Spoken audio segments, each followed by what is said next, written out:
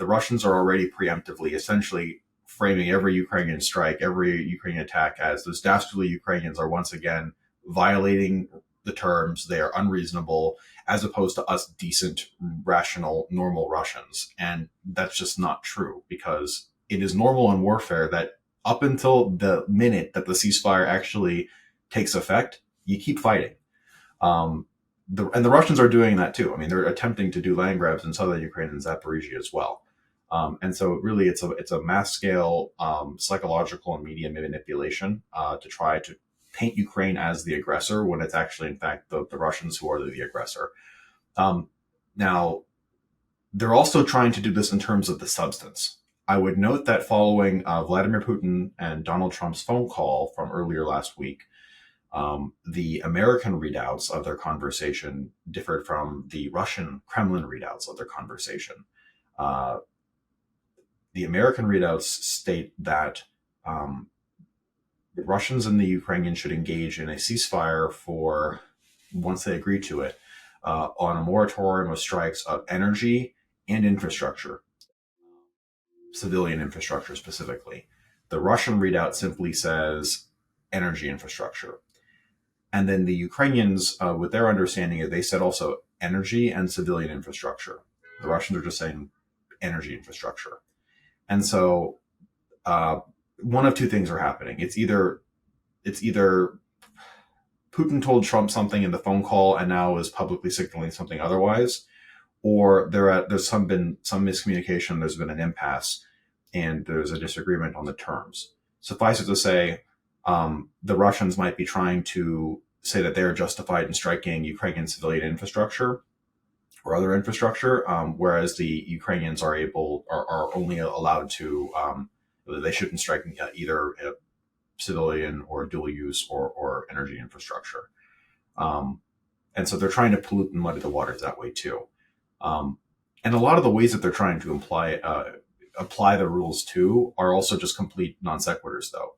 There's been talk about the ceasefire and all this stuff in the context of the Saratov Engels 2 Air Base, which none of this applies to, because Engels 2 Air Base is a military target and not covered by the ceasefire in any event, because it is neither civilian infrastructure nor energy infrastructure. So to talk about the ceasefire in the context of a military object is sort of like, it's the apropos of nothing. But the fact that the Russians are investing so much effort in trying to muddy the waters and obfuscate the substance of the issues really just demonstrates the extent to which they are really trying to manipulate this whole situation. And is that getting them anywhere? I mean, is this a strategy, or are they kind of scrabbling to find things here that they can take as a win from some sort of agreement now with Donald Trump? I think it's a strategy, because what they're trying to do is create this larger narrative of reasonable, good Russians, bellicose, unreasonable, uncontrollable Ukrainians. And the more you say it, the more people it resonates with, even though it's not true. And this is especially true when you have policymakers, American policymakers and negotiators, who demonstrate through their own words and actions that actually they're willing to take the Russian version of accounts at face value rather uncritically, even when it's known to be exaggerations or falsehoods. So in that sense, it's part of a cogent strategy to fundamentally shift our perception of reality. And you only make as good of a decisions, you only make as good of policies as you properly understand and perceive reality. And elsewhere in Europe, Kiev's continental allies have been moving ahead with meetings on a peacekeeping or reassurance force for Ukraine. How feasible does that look right now, if fighting's still going on in Ukraine? I'm not an expert in ceasefire implementation, but normally, I mean, we'll go back to the military history. You normally fight, both sides fight up until the point in which the ceasefire is actually implemented. So that is to be expected. Continue fighting should not necessarily be a rate determiner for you actually having, the parallel process of developing the peacekeeping force and the plans and all those things. Now, what I'll say is this: I think we're heading towards an impasse on the peacekeeping issue. because it's very clear that there's going to have to be, if we're going to have a ceasefire and a protracted peace, then there's going to have to be some sort of enforcement mechanism and monitoring mechanism to ensure that the ceasefire is honored. And that will require some presence on the ground. And ideally, you would want to have some sort of security guarantee for the Ukrainians, a deterrence force. That's where the European boots on the ground, planes in the sky, come into the picture. That said, going back to the earlier part of our discussion, when we talk about Russian intransigence and their demands, on the list of their demands is absolutely no foreign peacekeepers in Ukraine whatsoever. So, one of two things is true. It's either that the Russian demands are that they publicly articulate are false, and that in reality, in these closed door discussions, they are actually okay with there being peacekeepers in Ukraine, which I think is personally very unlikely. Or we have a parallel process, and the Russians are going to decisively reject any sort of proposal that involves having European peacekeepers in Ukraine, and it's going to force parties to make big concessions, or there's going to be a massive disagreement on this issue, which makes the likelihood of a ceasefire and a negotiated settlement and any of this sort of stuff very likely to fall through. I think the latter is more likely, to be honest. British Prime Minister Keir Starmer has suggested that this reassurance force could instead be a sea and air force. I mean, is that less messy to set up that way if they're not physically on the ground, or are the Russians really just not looking like they're going to mince words here? They're not going to mince words. They're not going to accept sea. They're not going to accept planes in the sky. And then from a practicality standpoint, I would insist on having a ground force on the land as a deterrence force, because unless there's skin in the game, and the Western states that decide to constitute the deterrence for Ukraine so that Russia does not go into this again and violate the ceasefire again. Need I remind the readers and the listeners that there was 2 ceasefires in place. There was Minsk 1 in 2014. There was Minsk 2 in 2015. And then Putin violated Minsk 2 again in 2022 with the full-scale invasion. So this whole, the establishment of weak, toothless ceasefires, which then the Russians violate at their leisure, is like a very common pattern in this conflict.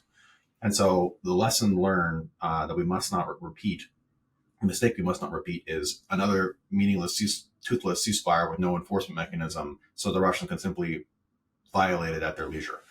You need to have boots on the ground to be that deterrence force. And so I don't think, planes and naval stuff, that's not going to be sufficient. A necessary component, but insufficient by itself. We're speaking about foreign military support here. On the other side of that, there is still this issue of North Korea, isn't there? The Trump administration has issued a sort of warning to Russia over their cooperation with North Korea. Could that play into negotiations at all? Where are we on this issue of Russia and the DPRK?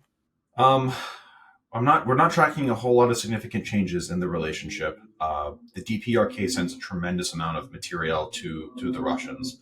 Somewhere in the order of between 40 to 60% of the shells that are fired from the Russian side against Ukraine are sourced from North Korea. The North Koreans sent about a division's worth of infantry, so we're talking 11 to 12,000 troops.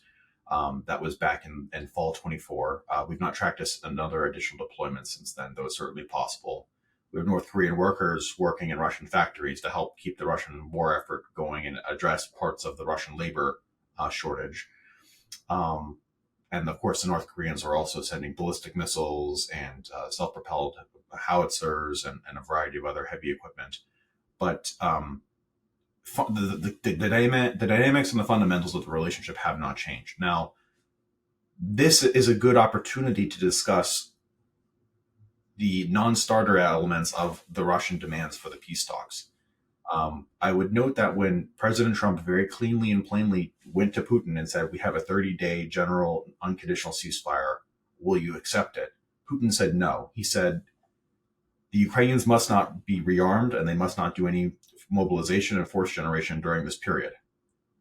But it's no rearmament for thee, but yes for me. Putin did not have any stipulation on, but I can't continue receiving ammunition from North Korea, but I can't keep getting drones from Iran, right?